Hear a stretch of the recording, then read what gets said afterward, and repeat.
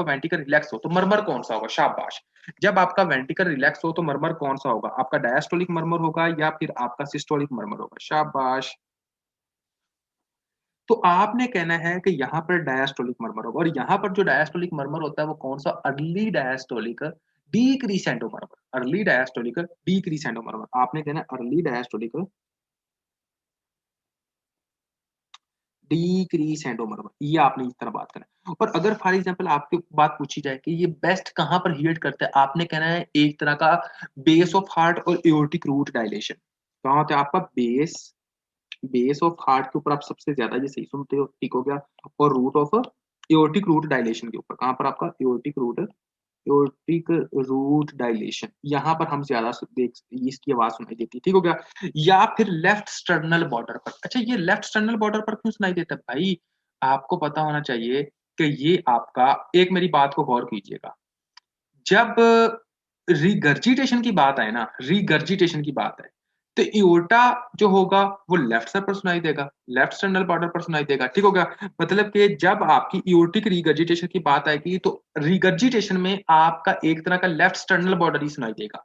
लेकिन अगर for example stenosis की बात है तो फिर आपने राइट की तरफ ये जाना है, फिर राइट सेकंड इंटरकोस्टल पर ये बात थोड़ी सी मिक्स करने वाली है, बंदा थोड़ा सा कंफ्यूज हो जाता है, लेकिन फिर भी थोड़ा सा गौर कीजिएगा प्लीज कि अगर फॉर एग्जांपल लेफ्ट साइड की बात हो रही है, लेफ्ट एओर्टिक रिगर्जिटेशन की बात हो रही है, तो आपने कहना है कि हाँ जी जनाब, हम जो आवाज सुनाई देते हैं वो हमें लेफ्ट स्टर्नल बॉर्डर पर सुनाई देते हैं। अगर हम एओर्टिक स्टीनोसिस की बात सुनाई देंगे तो फिर हमने कहना राइट साइड पर सुनाई देती है, ठीक हो गया।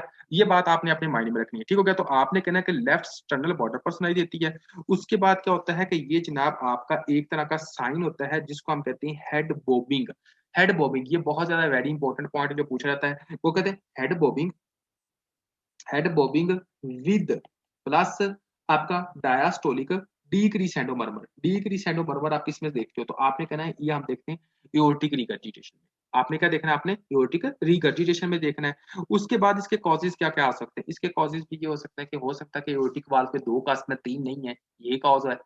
इसके कॉज हो सकते हैं रूमेटिक हार्ट डिजीज हो सकता है, एंडोकार्डाइटिस हो सकता है, यानी कि ये कुछ कॉजेज है। कॉजेज इतने ज्यादा मेन इंपॉर्टेंट नहीं होते जितने मरमर है, ठीक है। तो ये आपको पता होना चाहिए। अब हम आ जाते हैं जनाब आपका आगे, और आगे आते हैं मिट्रल स्टीनोसिस की तरफ। कि मिट्रल स्टीनोसिस में हम क्या देखते हैं? एओर्टिक रिगर्जिटेशन का मेरे ख्याल में आप लोगों का क्लियर हो गया होगा। तो आपने कहना कि जो एओर्टिक रिगर्जिटेशन होती है उसमें क्या होता है? एओर्टिक रिगर्जिटेशन में आपका जो एक तरह का वेंट्रिकल है वो बिल्कुल रिलैक्स होता है। तो आपकी जो वेसल होती है उसके अंदर से जो फ्लूइड होता है वो आपके हार्ट के अंदर आता है। तो आपको पता चल गया कि ये है तो डायस्टोलिक मरमर। तो कौन सा? Decrescendo, early decrescendo मरमर।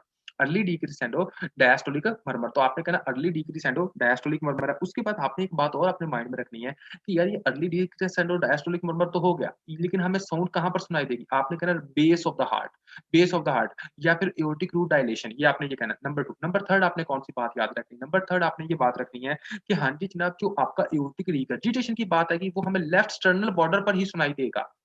स्टीनोसिस की बात आएगी तो हमें राइट स्टर्नल बॉर्डर पर सुनाई देगा। ये बात आपने अपने माइंड में रखनी, क्योंकि इसकी वजह से काफी यूज हो जाते हैं, ठीक है। तो ये बात आपको अपने माइंड में रखनी पड़ेगी। अब हम आते हैं जनाब और आगे देखते हैं कि क्या सीन है। आगे जो है वो है आपका मिट्रल स्टीनोसिस। कौन सा? आपका मिट्रल स्टीनोसिस का। मिट्रल स्टीनोसिस के अंदर हम क्या देखते हैं? अच्छा जी, मिट्रल स्टीनोसिस। अच्छा, थोड़ा सा गौर कीजिएगा, शाबाश। जो बात हो रही है वो किसकी हो रही है? बात हो रही है आपके इस वाल्व की। ये वाल्व आपका जरूरत से ज्यादा तंग हो गया है। जब ये वाल्व आपका जरूरत से ज्यादा तंग हो गया है तो मुझे अब आप लोग बताओ कि आपका प्रेशर वेंट्रिकल के ऊपर पड़ा कि एट्रियम के ऊपर पड़ा? शाबाश। किसके ऊपर प्रेशर पड़ा? आपके में। अगर ये रास्ता ये बंद है तो भाई प्रेशर इसके ऊपर पड़ना चाहिए ना, धक्का तो इसने लगाना कि इधर आप ब्लड, ठीक है। तो एट्रिया के ऊपर प्रेशर ज्यादा पड़ा। जब आपके एट्रिया के ऊपर प्रेशर ज्यादा पड़ा तो वेंट्रिकल आपके रिलैक्स है। तो वेंट्रिकल जब आपके रिलैक्स हुए तो अब आपने मुझे बताना है कि एक तरह का यहाँ पर जो मरमर होगा वो कौन सा होगा? आपने कहना कि यहाँ पर जो मरमर होता है उसको हम कहते होते हैं डायास्टोलिक मरमर। कौन सा होता है आपका? डायास्टोलिक मरमर। तो यहाँ पर जो आपने कहना है कि ये जो मरमर होता है वो आपने कहना है कि एक तरह का डायास्टोलिक मरमर होगा, ठीक हो गया। Mid to late diastolic murmur, mid to late diastolic murmur. आपने कहना mid to late diastolic murmur कहना है, ठीक हो गया। ये हो गया। और इसके अंदर होता क्या है? आपने कहना है कि जो लेफ्ट एट्रियम की जो प्रेशर होता है वो लेफ्ट वेंट्रिकल से ज्यादा हो जाता है। लेफ्ट एट्रियम का जो प्रेशर होता है वो लेफ्ट वेंट्रिकल से ज्यादा हो जाता है। तो सिंपल सी बात है भाई, वो धक्का लगाएगा, वो कहेगा कि यार आगे से रास्ता बंद है। और इसके अंदर आप और क्या देखते हो? आपने ये कहना है कि हम ये देखते हैं कि लेफ्ट एट्रियल की हाइपरट्रॉफी हो जाती है। लेफ्ट एट्रियल की हाइपरट्रॉफी हो जाती है, ठीक है। तो ये आपने बातें क्या कहनी है। उसके बाद हम आते हैं आगे कि आगे क्या होता है। आगे होता है जनाब आपका एक मर्मर जिसको हम कहते हैं जनाब आपका पेट है, और सेम जो हम मिडल स्टेनोसिस में इधर देखते हैं ना, ट्राइकस्पर स्टेनोसिस में भी हम यही देखते हैं। अर्ली मतलब कि sorry mid to late diastolic murmur ही हम देखते होते हैं, ठीक हो गया। और उसके बाद हम आते हैं आगे, और आगे देखते हैं कि कौन सा मर्मर होता है आपका पेटेंट डक्टस आर्टरोसिस। पेटेंट डक्टस आर्टरोसिस वो सीन होता क्या है। सबसे पहले कुछ बच्चों को शायद नहीं पता होगा कि पेटेंट डक्टस आर्टरोसिस है क्या। अगर ये आपका हार्ट है, ठीक है, ये आपका लेफ्ट साइड और यहाँ पर एओर्टा निकलता है, राइट साइड पर आपकी पल्मोनरी आर्टरी निकलती होती है, और इन दोनों को जो आपस में जोड़ती होती है ना, उसको हम कहते हैं डक्टस आर्टरोसिस। देखें फॉर एग्जाम्पल ये पल्मोनरी आर्टरी जो होती है ना, बच्चों के अंदर जब बच्चे ड्यूरिंग आपके इंट्रा यूट्राइन पीरियड होते हैं तो उनके लंग्स काम नहीं कर रहे होते। आपको पता है पल्मोनरी आर्टरी आके लंग्स की तरफ लेकर जाती है। तो जब उसके लंग्स काम नहीं करते तो वो कहते हैं कि यार इसके दरमियान में कुछ ऐसा रास्ता हो कि ब्लड आपका इधर से जनाब आपका कहाँ जाए, आपका इधर चला जाए, इधर से आपका इधर चला जाए, ठीक है। तो ये रास्ता आपका इधर होता है, ठीक है, ये रास्ता आपका इधर होता है। अब आपने खुद सोचना है कि अगर फॉर एग्जाम्पल इस तरह हो कि ये जनाब एक तरह की इसकी डिजनरेशन हो जाती है बाद में, क्यों, जैसे आफ्टर दी बर्थ, क्योंकि तो बच्चे के लंग्स सही तरह काम करना शुरू कर देते तो ये सही तरह ये जनाब इसकी डिजनरेशन हो जाती है, और जो आपके सर्किट होते हैं वो सेपरेट हो जाते हैं। अब थोड़ा सा सोचें, अगर फॉर एग्जाम्पल इसकी डिजनरेशन ना हो तो इसको हम कहते हैं पेटेंट डक्टस आर्टरोसिस, इस कंडीशन को कहते हैं। और इसमें हम कौन सा मर्मर सुनाई देते हैं, हमें कहते हैं मशीनरी मर्मर। कौन सा आपका होता है, मशीनरी मर्मर होता है। अब ये थे सारे के सारे मर्मर्स। अभी आप लोगों ने मुझे करवाना है, मुझे नहीं कुछ आता, मैं आप लोगों से पूछता जाऊंगा, आप लोग मुझे हेल्प करवाते जाइएगा, ठीक हो गया जी। अभी हम देखते हैं जी, फॉर एग्जाम्पल सबसे पहले मुझे आप लोगों ने बताना है कि वो कंडीशन जिसमें आपका हा वेंट्रिकल जो होता है, वेंट्रिकल जो होता है वो जो होता है वो आपके कॉन्ट्रैक्ट होते हैं, तो इसमें आपका कौन सा मर्मर होगा वेंट्रिकल कॉन्ट्रैक्शन में। आपका मर्मर कौन सा होगा, वो वेरी गुड आपका सिस्टोलिक मर्मर होगा, ठीक हो गया। अगर आपका वेंट्रिकल रिलैक्स होगा तो इसमें कौन सा होगा, आपका डायस्टोलिक होगा। कौन सा आपका डायस्टोलिक होगा। प्लीज सारे पार्टिसिपेट कीजिए ताकि मुझे पता चले कि कौन कौन कौन सा बच्चा किस तरह, ठीक है। अब आपको ये पता चलेगा, ठीक है। अब हम आते हैं फॉर एग्जाम्पल सबसे पहले हम एओर्टिक स्टेनोसिस पर आते हैं। आपको एओर्टिक स्टेनोसिस का पता होना चाहिए। तो एओर्टिक स्टेनोसिस में होता है कि ये मैं साथ ये आपका एट्रियम ये वेंट्रिकल ये जो वाल होती है ये तंग हो जाती है, ठीक है। अब देखें इसमें आपका वेंट्रिकल क्या होगा, वो कॉन्ट्रैक्ट होगा या रिलैक्स होगा। जो आपका वेंट्रिकल होगा वो कॉन्ट्रैक्ट होगा या रिलैक्स होगा। तो वेंट्रिकल जरूरत से ज्यादा कॉन्ट्रैक्ट होगा, या वेंट्रिकल ज्यादा से ज्यादा जरूरत से ज्यादा कॉन्ट्रैक्ट होगा, तो हमें पता चलेगा कि ये कौन सा मर्मर होगा, आपका सिस्टोलिक होगा। कौन सा आपका सिस्टोलिक। अब ब्लड आपका वेंट्रिकल से बाहर जाएगा तो इसके अंदर क्या होगा, सिस्टोलिक इजेक्शन होगी, ठीक हो गया। और हम क्या देखते हैं, आपका क्रीसेंडो डिक्रीसेंडो मर्मर, क्रीसेंडो डिक्रीसेंडो सिस्टोलिक इजेक्शन मर्मर हमने देख लिया। उसके बाद हमें ये सुनाई कहाँ पर देखती है, आपने देखना कि ये एओर्टिक स्टेनोसिस है, हमें left sternal right sternal border पर हमें सेकंड इंटरकोस्टल पर सुनाई देगी, ठीक हो गया। उसके बाद आपने कहना है कि यार इसके अंदर और क्या सीन होते हैं, आपने ये कहना है कि इसके अंदर ये होता है कि ये जनाब आपकी जो वॉइस होती है वो जनाब आपकी करोटिड की तरफ जाती है। कहाँ जाती है, आपके करोटिड की तरफ, बेस से करोटिड की तरफ जाती है। उसके बाद अगर आपसे पूछा जाए कि हाँ जी जनाब इसकी मतलब के मतलब ये मेन ये किसके अंदर होती है, आपने कहा सिंकोप हो गया, एंजाइना हो गया, उसके बाद डिस्निया हो गया। और बंदे की जो उम्र होती है वो तकरीबन 60 ईयर से ज्यादा होती है। और वो बंदे जिनकी एज कम होते हैं यानी कि यंग में हो सकती है, उनमें बाइकस्पेड वाल्व होता है, ट्राइकस्पेड वाल्व नहीं होता है यहाँ पर, ठीक है। तो ये बातें सिर्फ आपने याद रखनी है, इसके अलावा और कुछ नहीं। इंशाल्लाह इसी में से क्वेश्चन आएगा अल्लाह के फजल करम से। अब हम आते हैं आगे, आगे कौन सा है। फॉर एग्जाम्पल आपने कहना है कि अगर फॉर एग्जाम्पल हमारे पास पेशेंट आता है जिसको हम कहते हैं एक तरह का मिट्रल रिगर्जिटेशन, कौन सा आपका मिट्रल रिगर्जिटेशन वाला। मुझे आप लोगों ने बताना है कि अगर फॉर एग्जाम्पल मिट्रल रिगर्जिटेशन का या ट्राइकस्पेड रिगर्जिटेशन का पेशेंट आता है, ये क्या होता है आपका फॉर एग्जाम्पल यहाँ पर इस तरह होता है, इसका मसला है। तो यहाँ पर आपका ब्लड इधर से वापस, ठीक है। तो इसकी वजह से वेंट्रिकल कॉन्ट्रैक्ट होता है तो वापस जाता है ब्लड, इसकी वजह से हमने कहता है सिस्टोलिक मर्मर है। कौन सा, होलोसिस्टोलिक या पैनसिस्टोलिक मर्मर, सिंपल सी बात है। होलोसिस्टोलिक मर्मर या फिर आपका कौन सा था, आपका पैनसिस्टोलिक मर्मर होता है, ठीक है। और ये हमें सबसे पहले मतलब के आपका कहाँ पर अच्छे से सुनाई देता है, अगर तो मिट्रल वाल्व है तो अपेक्स, और उसके बाद कहाँ होता है आपकी एक्सिला की तरफ सुनाई देता है, ठीक हो गया।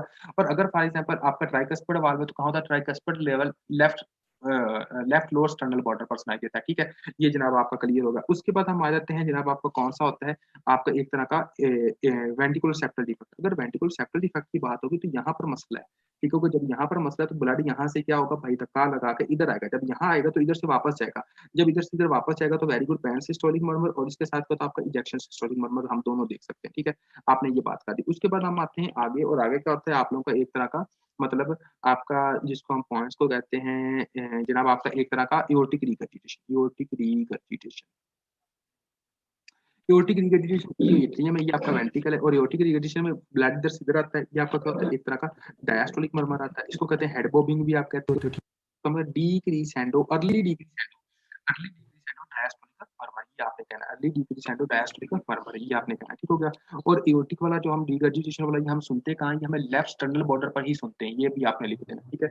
उसके बाद बेस और लेफ्ट स्टर्नल बॉर्डर पर ये आपने कहना है। उसके बाद आता है जनाब आपका एओर्टिक रिगर्जिटेशन हो गया। अब हम आते हैं mitral regurgitation, sorry mitral stenosis की तरफ। तो मिट्रल स्टेनोसिस में क्या होता है, मिट्रल स्टेनोसिस में इश्यू जो होता है वो जनाब आपका यहाँ पर होता है, ठीक है। एट्रियम जो होता है वो कॉन्ट्रैक्ट होता है, ये जनाब आपका mid to late diastolic murmur, mid to late diastolic murmur, ठीक होगा, इसको हम ये कहते होते हैं mid to late diastolic murmur. और वेंट्रिकल जो होता है वो बिल्कुल रिलैक्स मजे में रहता है। इसके बाद आपका जो मर्मर आता है वो कौन सा होता है आपका, एक तरह का मशीनरी मर्मर, वो किसमें होता है आपका पेट एंड डक्टस आर्टोसिस में, वो आपने बताना, ठीक है। तो ये था जनाब आपके मर्मर्स। होप सो आप लोगों को बहुत अच्छे से आते होंगे आप, क्योंकि मुझसे जितना हो सका मैंने इजी करवाने की कोशिश की है। एक बार खुद भी बुक से पढ़ लीजिएगा, लेकिन इससे ज्यादा इंशाल्लाह अल्लाह के फजल करम से कोई और चीज नहीं होगी, यही चीजें होंगी, ठीक है। तो ये बातें आपको पता होनी चाहिए, ठीक है। अब मैं आप लोगों को सिर्फ एक बात बता देता हूँ, अगर आपका मसला मिट्रल की जगह पर है, अगर आपका मसला कहाँ पर, मिट्रल वाल्व में, तो आपने आवाज आपको सुनाई कहाँ देगी, आपने कहना है कि लेफ्ट लोअर स्टर्नल बॉर्डर पर फिफ्थ इंटरकोस्टल पर आपको मसला सुनाई देगा, ठीक है। आपको कोई भी प्रॉब्लम सुनाई देगी लेफ्ट लोअर स्टर्नल बॉर्डर पर इंटरकोस्टल, फिफ्थ इंटरकोस्टल स्पेस पर आपको मसला सुनाई देगा। अगर फॉर एग्जाम्पल आपको मसला जो है वो आपका ट्राइकस्पर वाल्व का है, यानी कि रिगर्जिटेशन हो रही है, स्टीनोसिस हो रही है, तो आपको जो मसला सुनाई देगा वो लेफ्ट फोर्थ इंटरकोस्टल स्पेस पर सुनाई देगा, बिल्कुल पैरास्टर्नल पर।